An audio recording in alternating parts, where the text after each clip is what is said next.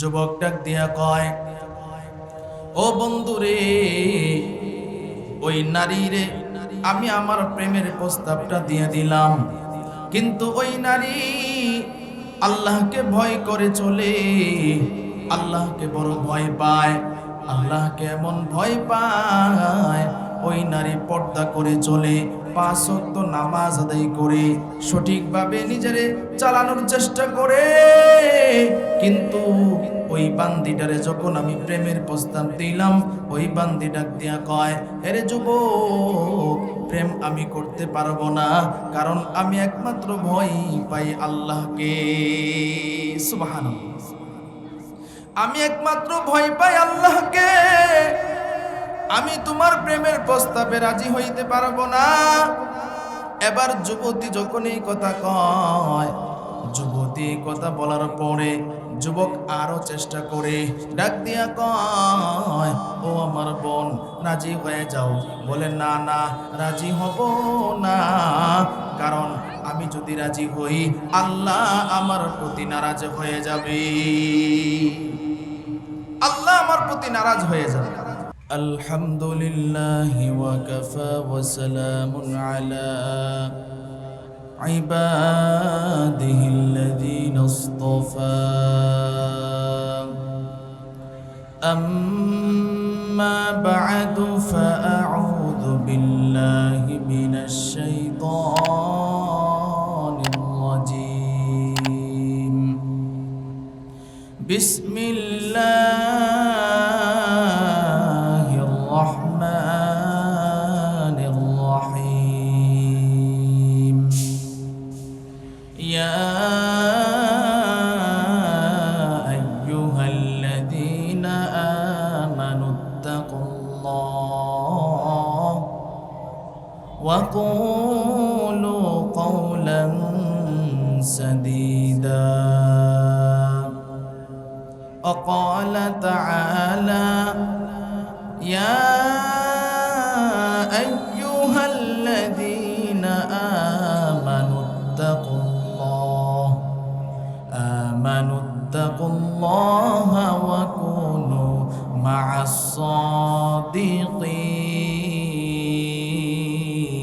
الصادقين. وقال النبي صلى الله عليه وسلم المرء مع من أحب، أو كما قال النبي عليه الصلاة والسلام. صدق الله مولانا العظيم، وصدق رسوله النبي الكريم، ونحن على ذلك من الشاهدين والشاكرين والذاكرين والحمد لله رب العالمين. আমরা সকলেই নবীর মহব্বতে দুরূদ ইব্রাহিম পড়ি।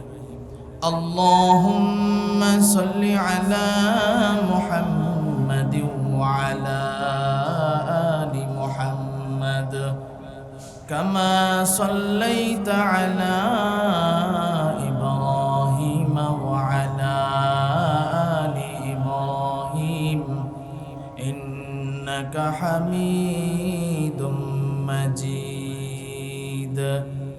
اللهم بارك على محمد وعلى آل محمد كما باركت على إبراهيم وعلى آل إبراهيم إنك حميد مجيد. आशा नहीं मिटाना, नामो निशा हमारा बलगल उला बिकमालिही कशफत तुजा बिजमालिही हसनत जमीउ खिसालिही صلوا عليه وآله الحمد لله আল্লাহ পাকের দরবারে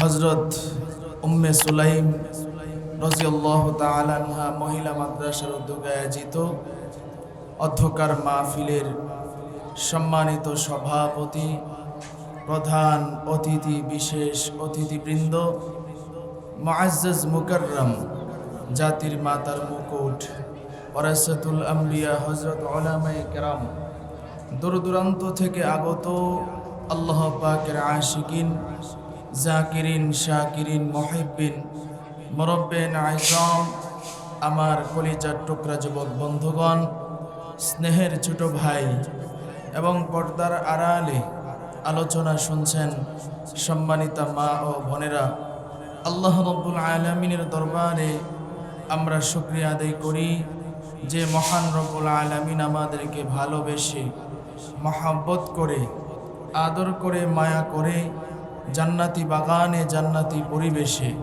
কিছু কথা আমাকে বলার, আপনাদেরকে শোনার তৌফিক দান করেছেন। এই জন্য সকলেই শুকরিয়া আদায় করি, বলি আলহামদুলিল্লাহ। মুহতারাম হাজিরিন, আজকের এই মাহফিলটা আমাদের জন্য বড় একটা নেয়ামত। আমরা যারা দাঁড়িয়ে আছি, দাঁড়িয়ে না থেকে আমরা ইনশাল্লাহ বসে যাই। মাইকের আওয়াজ যারা পাচ্ছেন, আপনাদের কাছে আবদার জানাবো, আপনারা সকলেই প্যান্ডেলের ভিতরে চলে আসেন। আমরা সকলেই আল্লাহ রব্বুল আলামিনের কোরআন থেকে কিছু কথা শুনে ইনশাল্লাহ আমল করার চেষ্টা করব। আল্লাহ আমাদের সকলকে এই কথাগুলির উপর আমল করার তৌফিক দান করুক। সকলেই বলেন আমিন। মুহতারাম হাজিরিন, আমরা এখানে যারা আসলাম, আল্লাহ রব্বুল আলামিন আমাদেরকে তৌফিক দিয়েছেন। আল্লাহ যদি তৌফিক না দিতেন তাহলে এখানে আসা আমাদের জন্য সম্ভব ছিল না। এই জন্য আল্লাহর কাছে আমরা শুকরিয়া আদায় করব। সকলেই জোরে আওয়াজ দিয়ে, সকলেই উচ্চ আওয়াজে বলি আলহামদুলিল্লাহ। আল্লাহ রাব্বুল আলামিনের কোরআনে কারীম থেকে আমি একখানা আয়াতে কারিমা তেলাওয়াত করেছি। রসুলের অসংখ্য গণিত হাদিস থেকে এক টুকরা হাদিস তেলাওয়াত করেছি। আল্লাহ রাব্বুল আলামিন যদি তৌফিক দেয়, এই আয়াত এবং হাদিসের আলোকে ইনশাআল্লাহ আলোচনা করব। আল্লাহ রাব্বুল আলামিন বলতেছেন, ইয়া আইয়ুহাল্লাযীনা আমানুত্তাকুল্লাহ ওয়া কুলু কওলান সাদীদা। আল্লাহ রাব্বুল আলামিন বলতেছেন, হে ঈমানদারের দল, আমি আল্লাহকে ভয় করো এবং সর্বদা সত্য কথা বলো। আজকে আমাদের অবস্থা এমন হয়ে গেছে, আমরা সর্বদা মিথ্যা কথা বলি। নবীজি বলেছেন, একটা মিথ্যা কথা যদি কেউ বলে তাহলে তার কবিরা গুনাহ হয়। একটা কবিরা গুনাহের কারণে ৭,০০০ বছর জাহান্নামের আগুনে জ্বলতে হবে।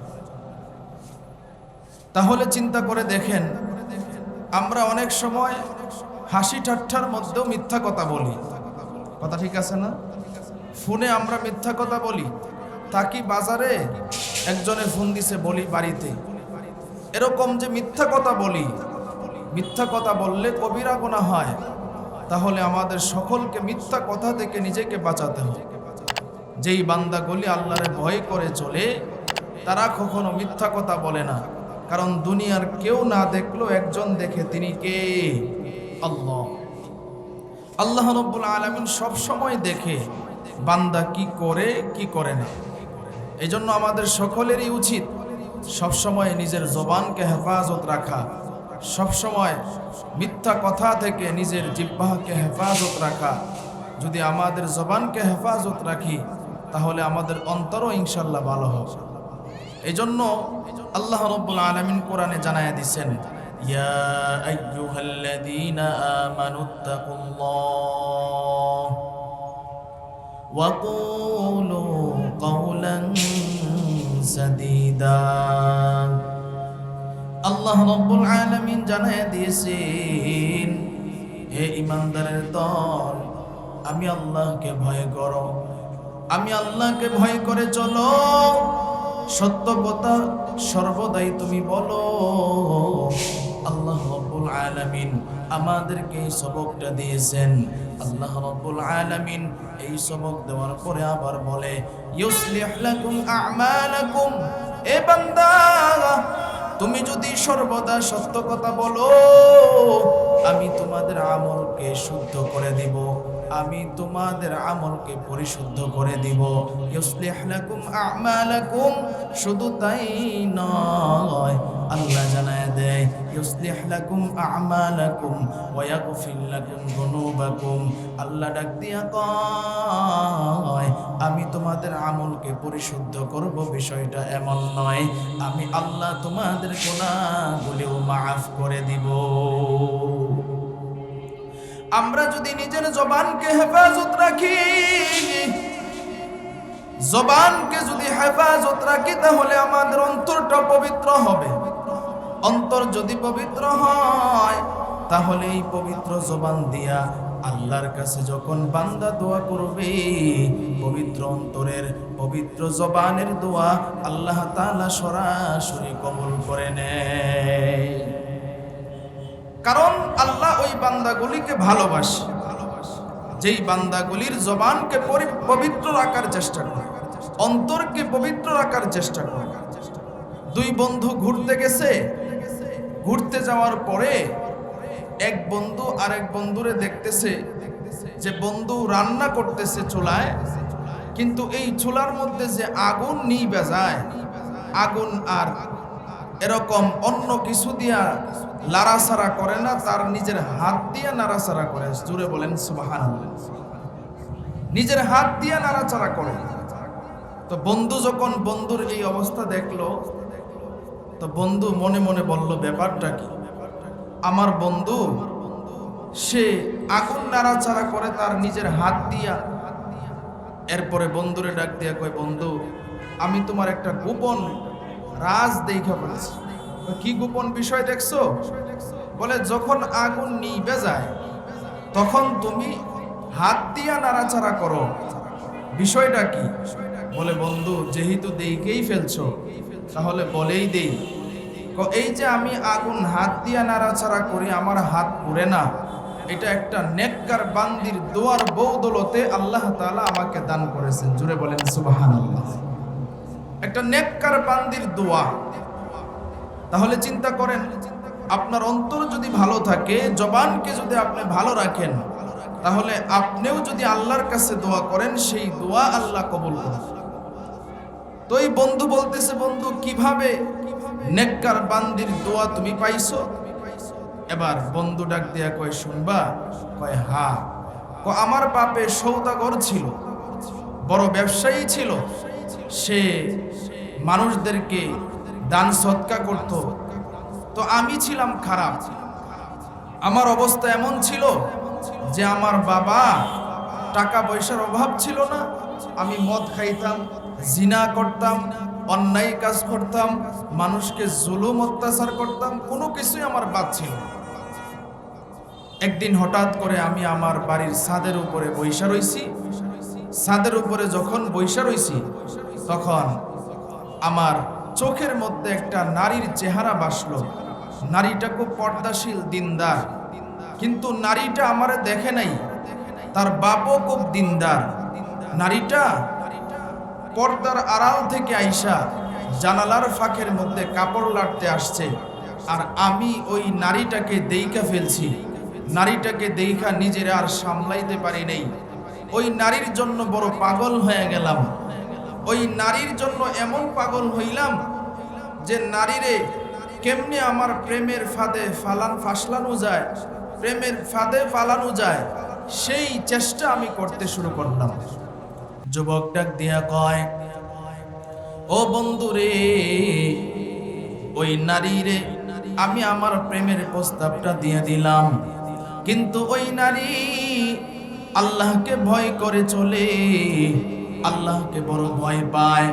আল্লাহকে এমন ভয় পায়, ওই নারী পর্দা করে চলে, 5 ওয়াক্ত নামাজ আদায় করে সঠিকভাবে নিজেরে চালানোর চেষ্টা করে, কিন্তু ওই বান্দিটারে যখন আমি প্রেমের প্রস্তাব দিলাম, ওই বান্দি ডাক দিয়া কয়, আরে যুবক, প্রেম আমি করতে পারবো না, কারণ আমি একমাত্র ভয় পাই আল্লাহকে। সুবহানাল্লাহ। আমি একমাত্র ভয় পাই আল্লাহকে, আমি তোমার প্রেমের প্রস্তাবে রাজি হইতে পারবো না। এবার যুবতী যখন এই কথা কয়, যুবতী কথা বলার পরে যুবক আরো চেষ্টা করে ডাক দিয়া কয়, ও আমার বোন, রাজি হয়ে যাও।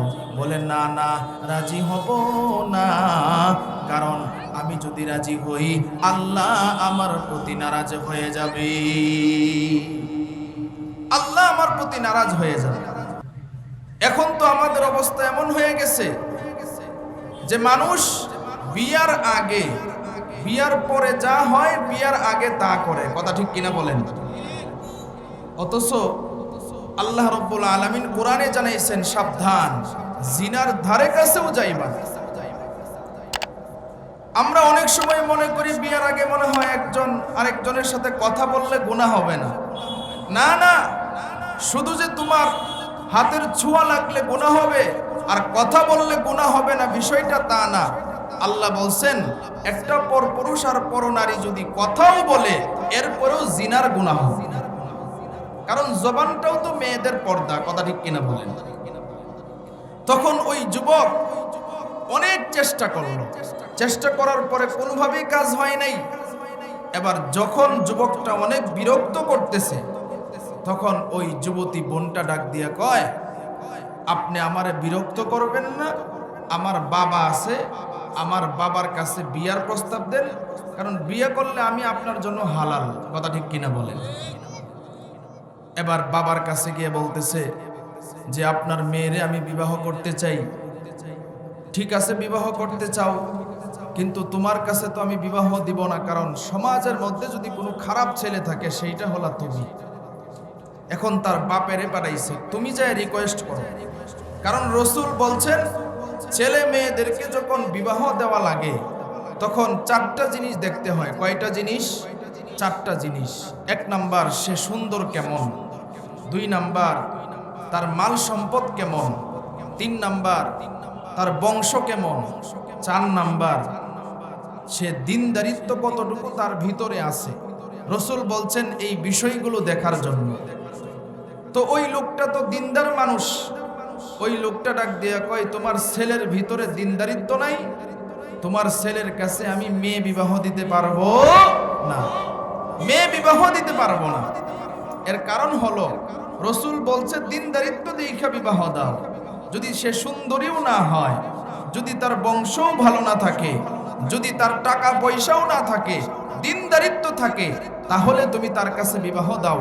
কিন্তু তার ভিতরে তো এক নম্বরে দিনদারিত্ব নাই, কথা ঠিক কিনা বলেন? সে মদ খায়, জুয়া খেলে, জিনা করে, এরপরে মানুষকে জুলুম অত্যাচার করে।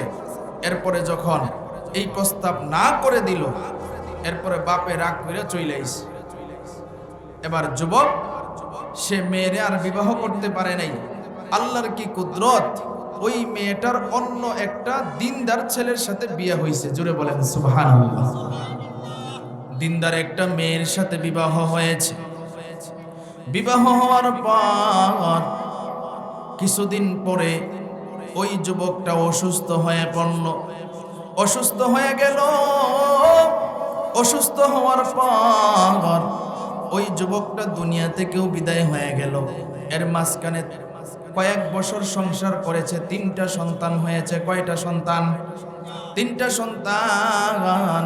3টা সন্তান হওয়ার পর এবার ওই যুবকটা দুনিয়া থেকে বিদায় হয়ে গেছে। স্ত্রীটা নিরুপায় হয়ে গেছে, তার ঘরের ভিতরে খাবার নাই। এবার স্ত্রীটা কি করবে? সন্তানগুলো বারবার খাবার চায়। ওগো আম্মা জান, আমারে তুমি খাবার খাওয়ায়া দাও। ঘরের ভিতরে যদি খাবার না থাকে, মা কোথা থেকে খাবার এনে দিবে? কথা ঠিক কিনা? ঘরের ভিতরে তো খাবারই নাই, তাহলে খাবার এনে দিবে কোথা থেকে? মাও চোখের পানি পালায়া কান্দে, আল্লাহ গো, তুমি কিছু খাবারের ব্যবস্থা করে দাও, কিছু খাবারের ব্যবস্থা করে দাও। এখন এলাকার মধ্যে তখন এমন অবস্থা হয়েছে, দুর্ভিক্ষ লেগে গেছে, খাবারের অভাব। তো ওই যে সওদাগরের ছেলে, সে তো ধনী মানুষ, সে কি করছে, কিছু খাবার নিয়ে এলান দিল যে যাদের খাবার নাই তাদেরকে আমি খাবার দিব। এলান দেওয়ার পরে যারা গরিব মানুষ আছে, যাদের ঘরে খাবার নাই, সকলে আইসা লাইন ধরছে এলাকায়। ওই যে দিনদার মহিলাটা, যে মহিলাটা বিবাহ হয় নাই, এই ছেলের সাথে আরেক ছেলের সাথে বিবাহ হয়েছে, ওই মহিলাটাও আইসা লাইনে দাঁড়াইছে। লাইনে দাঁড়ানোর পর তখন ওই যুবকটা দেখে অন্য যত মহিলা আসছে সকলেই বেপর্দা, কিন্তু একটা নারী দেখা যায় সে পর্দাশীল, তার সাথে 3টা বাচ্চাও আছে। এখন ওই যুবকটার কৌতূহল জাগলো, সেই নারীটা কে, যে এতগুলো নারী সবাই বেপর্দা আর একটা নারী সে পর্দাশীল। এখন সে বলছে, আচ্ছা আপনি দাঁড়ান, আপনার পরিচয়টা আমি আগে জানার পরে এরপরে আপনারে আমি মাল দিব। এখন যুবতীদের দাঁড় করাইছে, দাঁড় করানোর পরে সবাই রে মাল দিছে, কিন্তু এই যুবতীরে মাল দেয় নাই। যুবতীরে কয়, তোমার পরিচয় কি, বাপের নাম কি? বলে, আমার বাপের নাম হইল অমুক। এই কথা বলার পরে কয়, ও তুমি ওই মেয়ে তাহলে? কয় হ্যাঁ। কয় তাহলে তোমারে আমি ত্রাণ দিতে পারবো না। বলে কেন? কয় দিতে পারি, শর্ত হইল আমার সাথে 1 রাত সময় দিতে হবে। সকলেই বলেন নাউজুবিল্লাহ। যারা আল্লাহরে ভয় করে চলে তারা কি গুনার কাজ করবে? গুনার কাজ কখনো করবে? কারণ যে বান্দাগুলি আল্লাহরে ভয় করে চলে ওই বান্দাগুলি গুনাহের কাজে লিপ্ত হবে না। ওই বান্দি ডাক দিয়া কয়, এরে যুবক, আমি আল্লাহ রাব্বুল আলামিনকে ভয় করে চলি, আমি গুনাহ করতে পারবো না। ওমাইয়াত্তাকিল্লাহা ইয়াজআল লাহু মাখরাজা।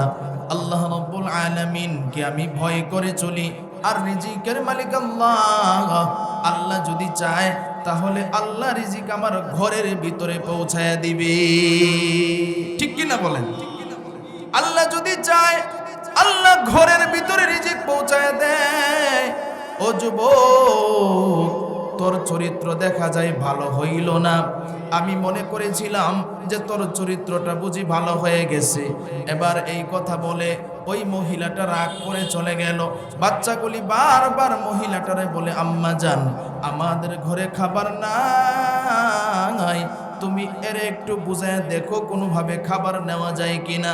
কিন্তু মহিলাটা ডাক দিয়ে কয়, না রে সন্তান, না, যেই আল্লাহ আমাদেরকে বানাইছে সেই আল্লাহই সম্মানের রিজিক আমাদের ঘরের ভিতরে পৌঁছায় দিবে। সুবহানাল্লাহ। ওমাইয়াত্তাকিল্লাহা ইয়াজআল লাহু মাখরাজা। যে ব্যক্তি আল্লাহরে ভয় করে চলে আল্লাহ তারে সম্মানের রিজিক দান করে। এবার মহিলাটা ঘরের ভিতরে যায়, এইদিকে ওই যে যুবকটা এবার একজন খাদেম রে ডাক দিয়া কয়, আরে খাদেম,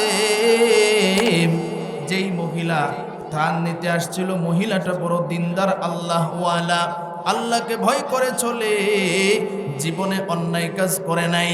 এই মহিলাটারে আমি অন্যায়ের প্রস্তাব দিয়েছিলাম, কিন্তু মহিলাটা আমার কথা শুনে নাই।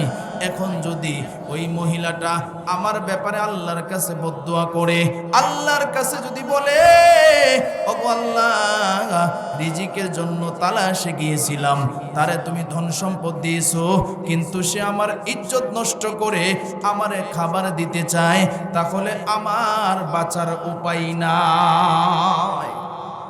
তাহলে আমার বাঁচার উপায় নেই। তাহলে কি করা যায়? বলে একটা কাজ করো। বলে কি কাজ? বলে ওই মহিলার বাড়িতে আমি আমার যে খাবার দাবার আমি তৈরি করেছি মানুষকে দেওয়ার জন্য, এই খাবারগুলি আমি মহিলা বাড়িতে যাওয়ার আগে পৌঁছায় দিতে চাই। জুড়ে বলেন সুবহানাল্লাহ। রিজিকের ফয়সালাকারী কে? আল্লাহ। আল্লাহ বলছেন, যে বান্দা আল্লাহরে ভয় করে চলে, যেই বান্দা আল্লাহরে ভয় করে চলে, সেই বান্দাকে আল্লাহ তাআলা সম্মানের রিজিক দান করে। সুবহানাল্লাহ। মহিলাটা চলে গেল। চলে যাওয়ার পর এবার এই দিকে অন্য রাস্তা দিয়ে ওই যুবকটা চুপি চুপি 1 বছরের খাবার নিয়ে ওই মহিলার ঘরের সামনে চলে গেল। সুবহানাল্লাহ। ঘরের সামনে যাওয়ার পর এবার একটা কাগজের মধ্যে লিখছে, ও বোন, আমি তোমারে দেখায়া দান করি নাই, তোমার অদেখা আমি দান করলাম। তবে তোমার কাছে আমার একটা চাওয়া।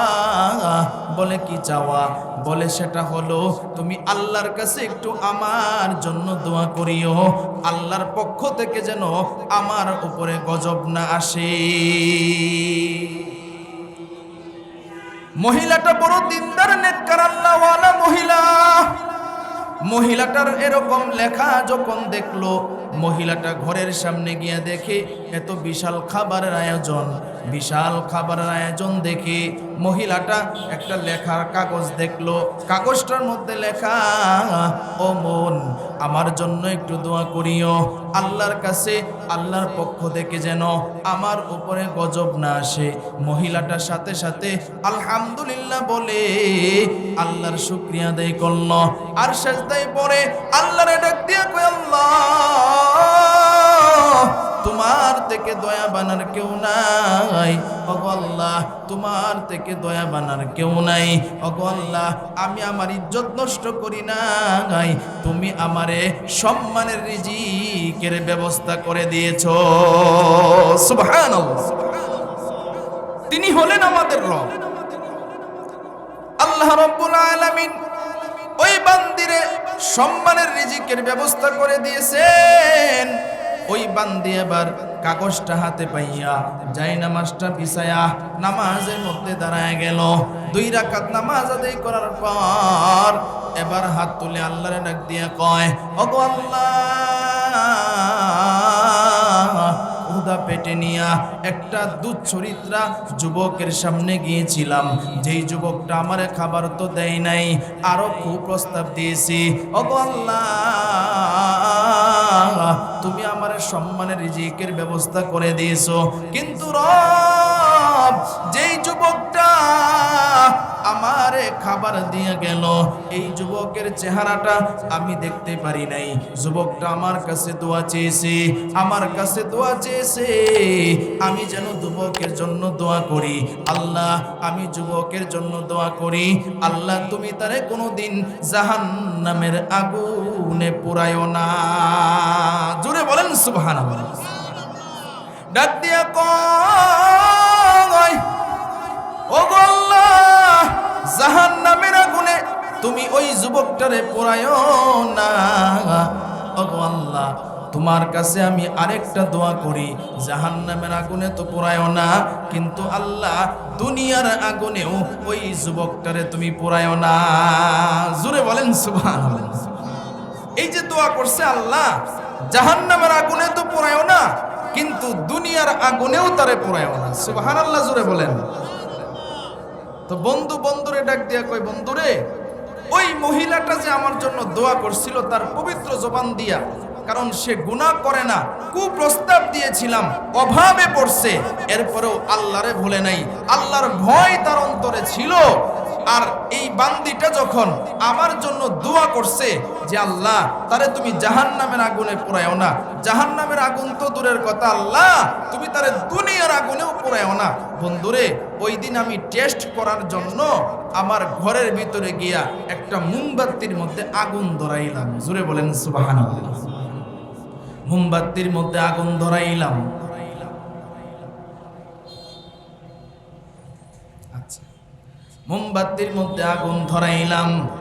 আগুন ধরানোর পর এরপরে আমি টেস্ট করলাম, দেখি একজন নেককার বান্দি, যেই বান্দি আল্লাহর কাছে আমার জন্য দোয়া করেছি জাহান্নামের আগুনে যেন আল্লাহ আমার না পোড়ায়, শুধু তাই নয়, দুনিয়ার আগুনেও যেন আমার আল্লাহ না পোড়ায়। আমি টেস্ট করার জন্য মোমবাতির মধ্যে আগুন ধরাইলাম। আগুন ধরানোর পর এবার মোমবাতির মধ্যে যখন আমি হাত দিলাম, আমি দেখলাম, হ্যাঁ, সত্যি তো ওই মহিলা যে দোয়া করেছে, সত্যি আমার দুনিয়ার আগুনেও আমার হাত পোড়ায় না। জোরে বলেন সুবহানাল্লাহ। আল্লাহ আল্লাহ, কে মুবারক নাম হায় আল্লাহ আল্লাহ আশিকু কাম হায় আল্লাহ আল্লাহ এই যে শিরিনি নাগম শিরো শাকার মিকুনাদ জানম তমাম আল্লাহ আল্লাহ তু মেরা গফার হায় আল্লাহ আল্লাহ তু মেরা সত্তার হায় আমাদের রব কে আরো জোরে আওয়াজ দিয়ে বলেন আমাদের রব কে কোটি টাকার মালিক দেখো অভাব হয় না দূর গরিব ঘুমায় আরাম করে মনটা বাহাদুর ফেরাউনের লাশটা দেখো মিশর জাদু ঘরে খাই না মাটির পোকা মাছি সবাই ঘৃণা করে হৃদয়ে থাকিবে যার নম্রতা সদা রহমত আসিবে তা প্রভুর ওয়াদা বড়র বড়াই থাকলে দিলে রহমত আসবে না নিজেকে নিজে ছোট মনে করিও সদা সে নম্রায় ভোগ বিলাসের বাড়ি গাড়ি পরে রবে সব থাকতে সময় স্মরণ করো আল্লাহ আমার রব থাকতে সময় স্মরণ করো আল্লাহ আমার রব আমাদের রব কি আরো জোরে চিল্লায় বলেন আমাদের রব কে ইন্নাল্লাযীনা ক্বালু রাব্বুনাল্লাহ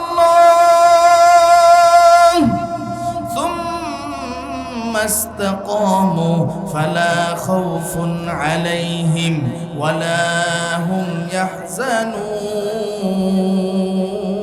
يحزنون الله أكبر বলেন তাহলে চিন্তা করে দেখেন আল্লাহ রাব্বুল আলামিন জানায় দেয় হে বান্দা আমি আল্লাহরে ভয় করে চলো সর্বদা সত্য কথা বলো আল্লাহ রাব্বুল আলামিন জানায় দেয় হে বান্দা আমারে যদি ভয় করো সত্য কথা যদি বলো আমি আল্লাহ তোমার আমলগুলোকে সংশোধন করে দিব শুধু তাই নয় আমি আল্লাহ তোমাদের গুনাহগুলিও মাফ করে দিব জোরে বলেন সুবহানাল্লাহ তাহলে ভাই সংক্ষিপ্ত সময়ে আমি যে আলোচনাগুলি আপনাদের সামনে করলাম সকলে আমল করার চেষ্টা করবেন তো ইনশাআল্লাহ আল্লাহরে ভয় করবেন তো ইনশাআল্লাহ সত্য কথা বলবেন তো ইনশাআল্লাহ আল্লাহ আমাদের সকলকে এই কথাগুলির উপর আমল করার তৌফিক দান করুক ওয়া আখিরি দাওয়ানা আনিল হামদুলিল্লাহি রাব্বিল আলামিন আসসালামু আলাইকুম ওয়া রাহমাতুল্লাহি ওয়া বারাকাতুহু।